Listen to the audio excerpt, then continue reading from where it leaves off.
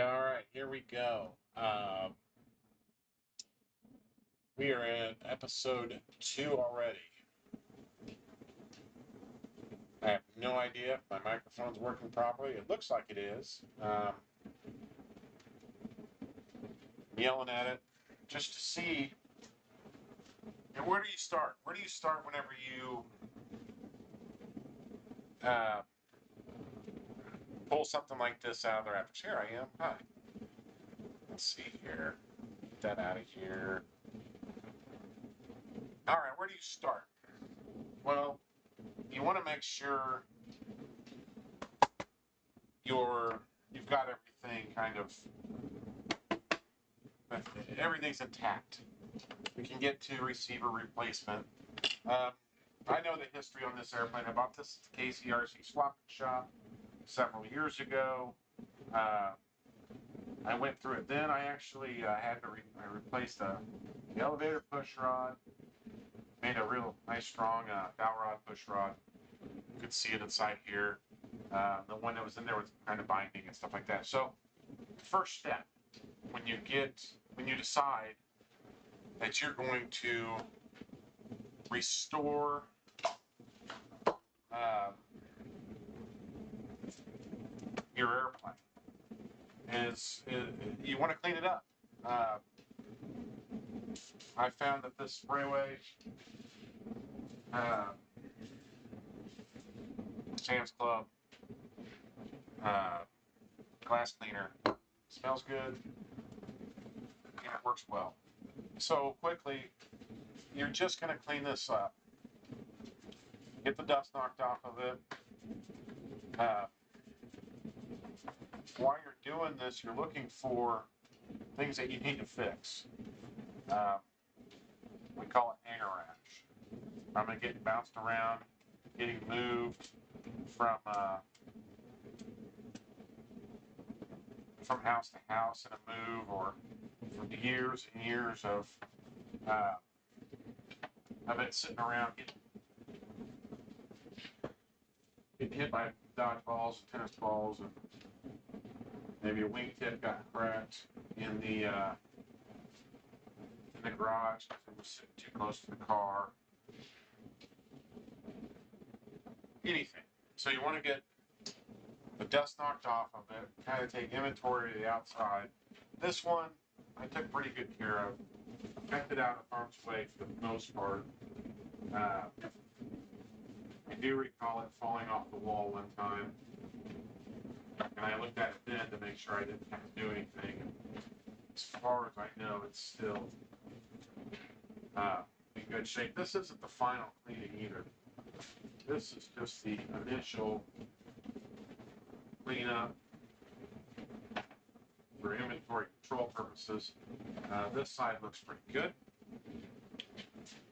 We'll go back over to, oh,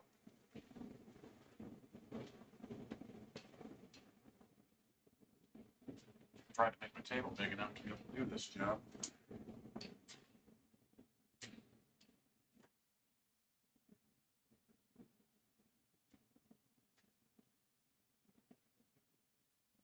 Again, so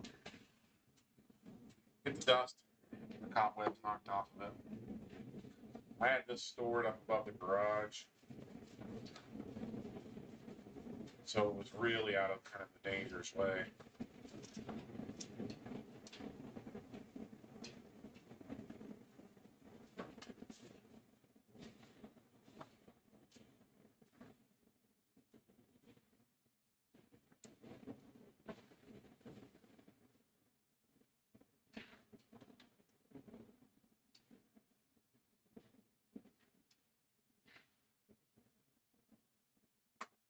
All I'm really seeing that needs to be fixed on this side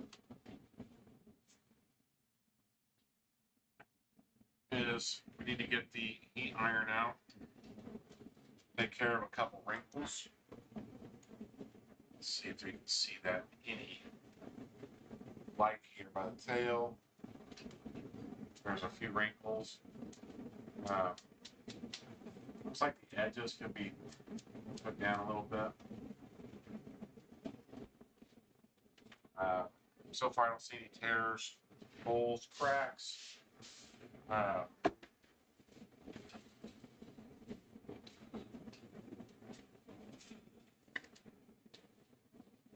Really cleaning up well. This is a good time to do your initial check on your control linkages. A lot of these edges are lifting up. This is a nitro airplane, so those edges need to be touched down with the iron.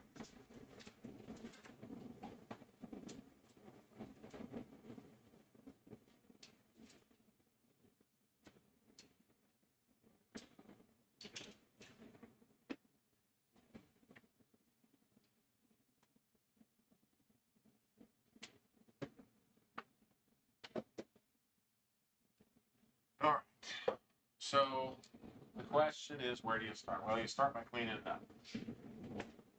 All right, the wing is sitting here right behind me. So in the main view, you can see the wing. The wing is dirty. The wing definitely needs a little bit of love with the iron. And this stuff is heat shrink. It's called Monocoat, Ultra Coat. It's not quite vinyl. It's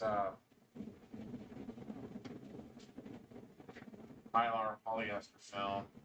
It's a film, and it's got the pigment on the back, which has glue on it. The glue is heat activated. It's a side for a minute.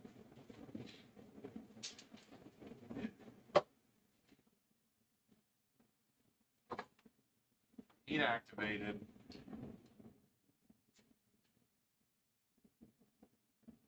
And it also shrinks the film. So before we go out and actually fly it,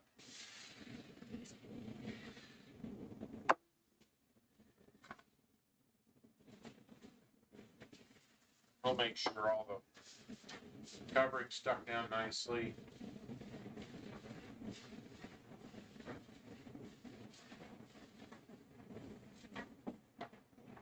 And the wrinkles are out of it. This is not just my son's trainer. This is going to be my everyday trainer for people that want to come out and fly. I have a couple other trainers also. This is a great flying plane. If you can get a hold of one, you're really looking for a large, high-wing trainer. Bigger, in this case, can also be better. You can get a good deal on one somewhere.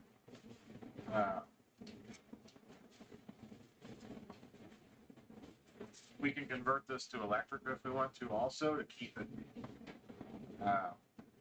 clean, a little bit less finicky to mess with the throttles or the mixtures, and gas or fuel is kind of expensive nowadays. If you're really get bit by the RC bug and you want to go out and fly a lot, electric's really the way to go.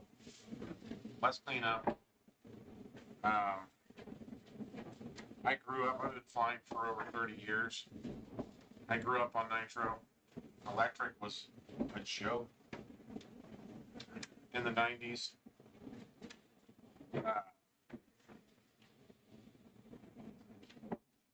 Batteries were way too heavy. Motors were not very efficient. So they didn't put out the power that we wanted. So we just stuck with gas and flow. I think I got my first gas plane back in the early 2000s. It was an old Laser, 4.2 sacks on it. I think it's loud, heavy. Now everything's that much more efficient. So nitro, I'm going to keep this nitro for now. Again, it kind of depends on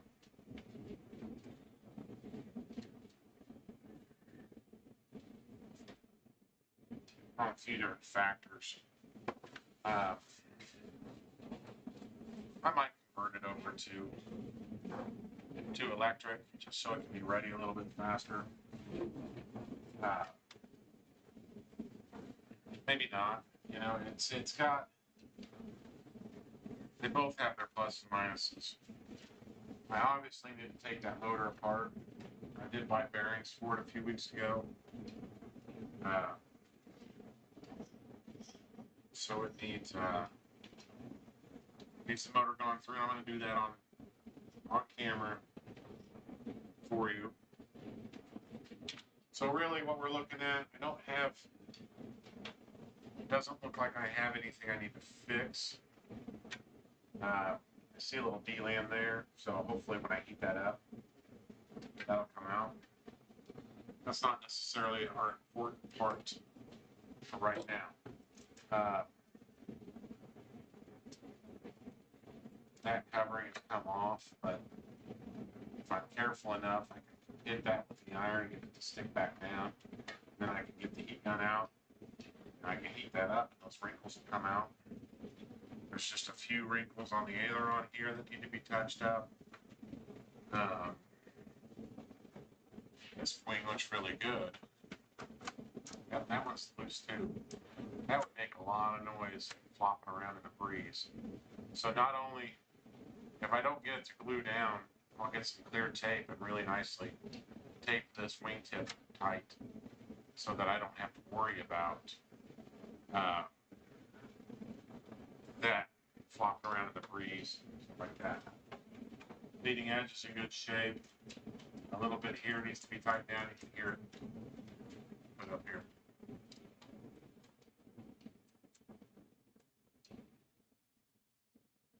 So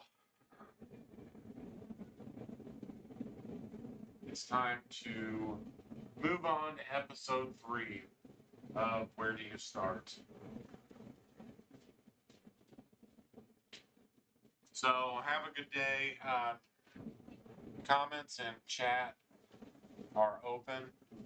I need to get better at checking it, but there's nothing on there right now because nobody knows I exist. So stay tuned for episode 3. It looks like we need to